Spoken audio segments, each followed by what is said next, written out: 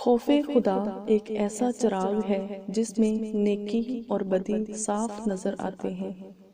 اللہ تعالیٰ کو پسند ہے وہ دل جس میں اس کی مخلوق کے لیے درد اور احساس ہو۔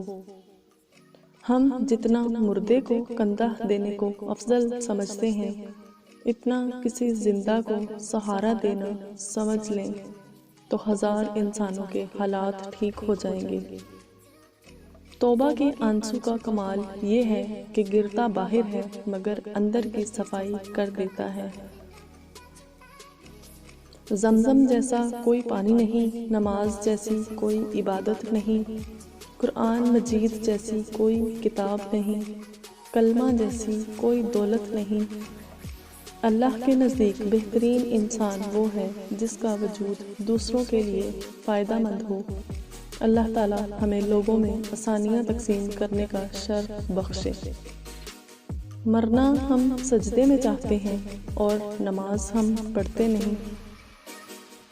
اللہ تعالیٰ کی ذات کے بعد اگر کائنات میں کوئی مکمل اور قابل تعریف ہے تو وہ فقط حضور اکرم صلی اللہ علیہ وآلہ وسلم کی شخصیت ہے۔ وہ عورت خوش قسمت ہوتی ہے جس کی پہلی اولاد بیٹی ہوتی ہے۔ ایک بات پر ایمان رکھیں، جو انسان ہمارے حق میں بہتر نہ ہو، اللہ اس انسان کو ہم سے دور کر دیتا ہے۔ جسم کو مت سنوارو بلکہ روح کو سنوارو، کیونکہ جسم کو مٹی میں مل جانا ہے اور روح کو خدا کے پاس جانا ہے۔ گنہگار شخص کی عاجزی عبادت گزار شخص کے غرور سے کہیں بہتر ہے۔ گھروں میں رکھے قرآن پاک پر جمی ہوئی دھول دل پر جمی ہوئی سیاہی کو ظاہر کرتی ہے۔